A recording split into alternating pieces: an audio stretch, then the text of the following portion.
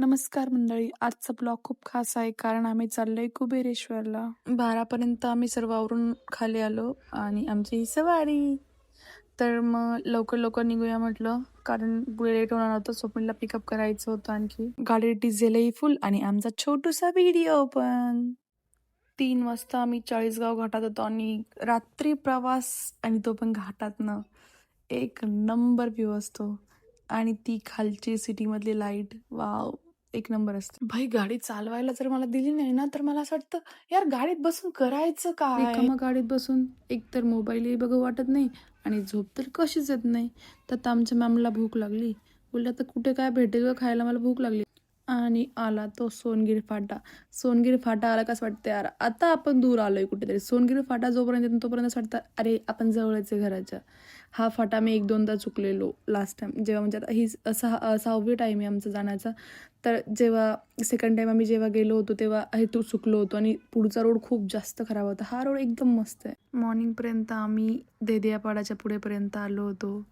काय मॉर्निंग होती ती. थंड थंड हवा. आहा एकदम सुकून. खाण्याचे फोटोज आणि व्हिडिओज घेण्याची सवय नव्हती ना, तर अर्ध खाऊन झाल्यावर आठवायचं अरे यार आपल्याला तर हे कवर करायचं होतं यार. आणि मग नंतर हाफ खाऊन झाला मी काढायचं व्हिडिओ.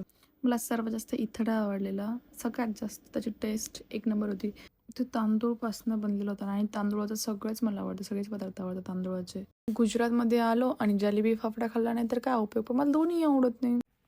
पेटपूजा करून आम्ही पार्किंगमध्ये अर्धा तास घालवून आम्ही आलो दर्शन लाईनकडे. ही मौनी महोत्सव होती त्यामुळे आज जास्तच गर्दी होती. VIP लाईनही तेवढीच फुल आणि नॉर्मल लाईनही तेवढीच फुल होती आज. बिना टिक्क्याचं तर दर्शनच अधुरं अधुरं वाटतं. टिक्क लावून दिसतं पण इतकं गोड आणि खूप छान. जय कुबेर.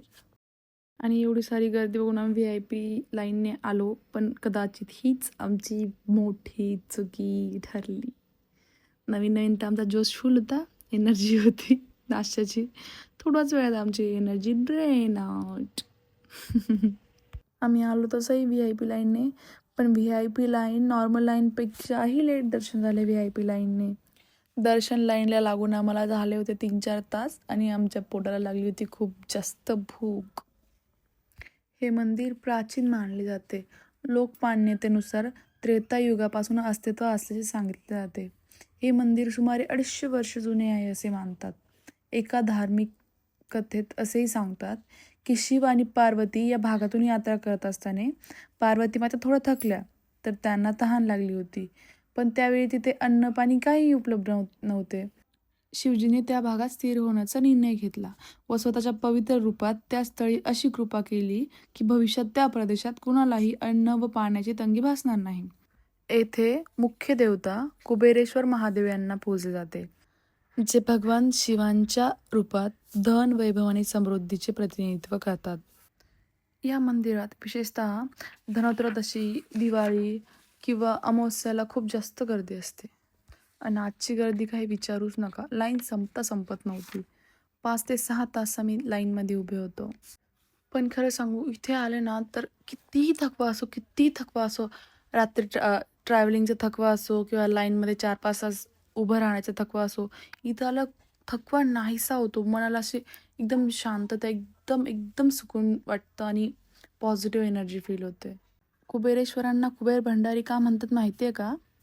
अशी मान्यता आहे की इथे मनापासून मागितलेली गोष्ट पूर्ण होते आणि भक्त कधीही रिकाम्या हाताने परत वापस जात नाही. नर्मदा नदीच्या काठावर बसलेले हे मंदिर मनाला वेगळीच शांती देतं आणि हेच ते स्वयंभू शिवलिंग आहे, ज्यामुळे हे स्थान विशेष आध्यात्मिक आणि महत्त्वाचे समजले जाते.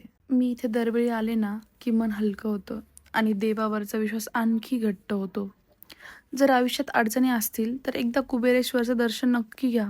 देवावर श्रद्धा ठेवा, बाकी मार्ग तर देव दाखवतोच. दर्शन घेऊन आम्ही गाडीकडे चाललो होतो.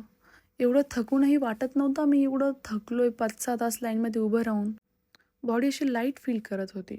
आजचा प्रवास इथेच थांबवते. देव तुमच्या सर्वांच्या मनातील इच्छा पूर्ण करो. पुन्हा भेटूया पुढच्या व्लॉगमध्ये. तोपर्यंत जय कुबेर.